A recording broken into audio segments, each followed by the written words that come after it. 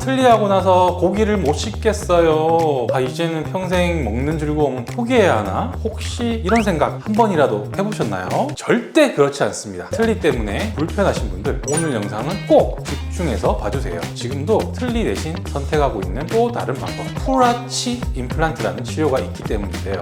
오늘은 이 풀아치 임플란트가 어떤 치료인지, 틀니와 비교했을 때 어떤 점이 편하고 단점과 비용, 그리고 수루, 통증, 회복 과정, 누구에게 적합한지까지 차근차근 설명드리겠습니다. 안녕하세요, 황규정입니다. 치아가 없으신 분들 치료 방법으로 가장 먼저 틀니가 떠오르는 경우가 많습니다. 이유는 분명한데요. 모든 치아를 임플란트로 하나하나 심으려면 비용이 너무 부담스럽고, 반대로 전체 틀니는 65세 이상이면 건강보험이 적용되기 때문에 본인 부담이 30% 수준으로 줄어듭니다. 이런 면에서 틀니는 경제적인 장점이 있습니다. 그런데 실제로 틀니를 해보시면 여러 가지 불편한 문제들을 겪게 되는데요. 첫째, 낮은 저장력 때문입니다. 자연 치아의 씹는 힘을 100이라고 잡았을 때 전체 틀니의 저장력은 대략 20에서 30% 수준으로 떨어지는 것을 알 수 있습니다. 그러다 보니 고기, 견과류 같이 씹는 힘이 많이 필요한 음식들이 먹고 싶어도 점점 피하게 되죠. 먹는 즐거움이라는 게 단순히 배만 채우는 게 아니라 삶의 큰 즐거움인데, 틀니 때문에 그 즐거움을 충분히 누리지 못하게 되는 거죠. 두 번째는 고정되어 있지 않기 때문입니다. 틀니는 탈부착식이기 때문에 사용하다 보면 움직이게 되는 경우가 발생합니다. 그러다 보면 정확한 발음이 나오지 않거나 계속 조정을 해줘야 하는 불편함이 생기게 되죠. 이런 틀니가 가지고 있는 불편함을 해결해 주는 것이 바로 임플란트입니다. 그 중에서도 무치아인 환자분들이 전체 틀니 대신 요즘 많이 선택하는 것이 바로 풀아치 임플란트인데요. 아마 들어보신 분들도 많이 계실 것 같습니다. 한 학당 4개에서 5개 정도의 임플란트만 심고 그 위에 전체 치아를 하나로 연결한 보철물을 고정하는 방식입니다. 단단하게 고정되어 있기 때문에 움직이거나 빠지지 않고 자연 치아와 가장 가까운 저장력을 가지기 때문에 대부분의 음식은 큰 문제 없이 드실 수 있습니다.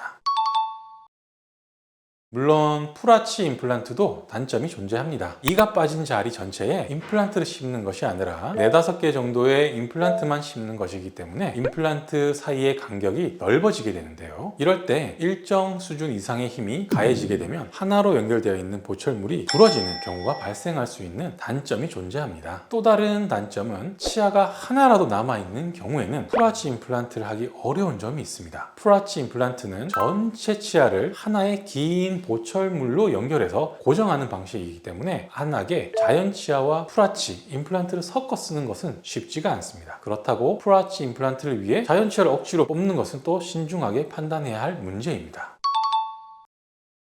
결론부터 말씀드리면 수술 방식과 뼈 상태에 따라 차이가 있습니다. 수술 방식은 크게 아날로그 방식 그리고 디지털 방식 두 가지가 있는데요. 예전 아날로그 방식에서는 임플란트 위치를 입안에 직접 보고 판단해야 해서 잇몸의 절개 범위가 매우 넓고 뼈를 많이 노출시켜야 했습니다. 당연히 수루 통증이나 회복 기간이 더 길어질 수밖에 없었죠. 요즘에는 디지털 기술이 많이 발전하면서 디지털 풀아치 임플란트라는 표현을 씁니다. 구강 스캐너, CT, 턱뼈와 잇몸을 3D로 스캔하고 컴퓨터상에서 임플란트의 위치와 각도를 미리 계산한 다음에 그 계획대로 수술을 할 수 있어서 수술용 가이드를 제작해 사용합니다. 이렇게 되면 필요한 부위만 최소한으로 절개하고 그 결과 통증과 붓기가 상대적으로 적고 감염 위험도 줄어드는 경향이 있습니다. 물론 모든 케이스를 100% 디지털 무절개로 할 수 있는 것은 아니고 뼈 상태에 따라서 절개가 조금 필요한 경우도 있지만 예전보다는 훨씬 덜 무섭고 덜 부담스럽게 수술을 받을 수 있다. 이 정도로 생각해 주시면 좋을 것 같습니다.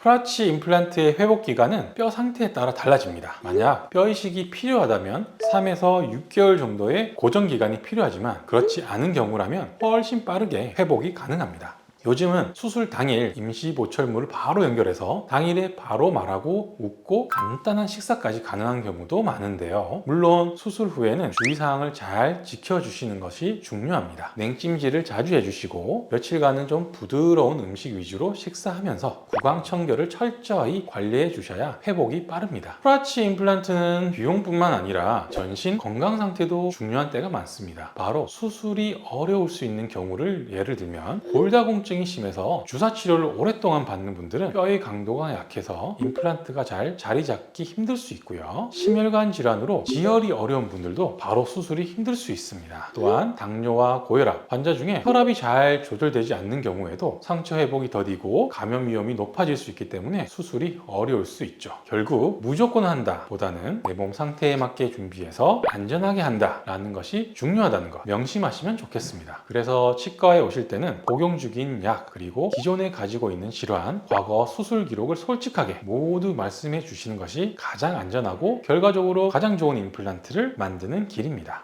오늘은 틀니 대신 많은 분들이 선택하고 계신 풀아치 임플란트에 대해 이야기해봤습니다. 가장 중요한 건 내 건강 상태와 상황에 맞는 방법을 선택하는 것인데요. 연세가 많으셔서 수술이 부담스러울 경우에는 오히려 틀니가 더 적합할 수도 있습니다. 비용적인 부분도 무시할 수 없기 때문에 아래쪽은 풀아치, 위쪽은 틀니 이렇게 혼합해서 사용하는 분들도 많이 계십니다. 결국 중요한 건 나에게 맞는 방법, 안전하게 오래 잘 쓰는 것, 이것이 수술 성공률도 높이고 만족감도 높이는 길입니다.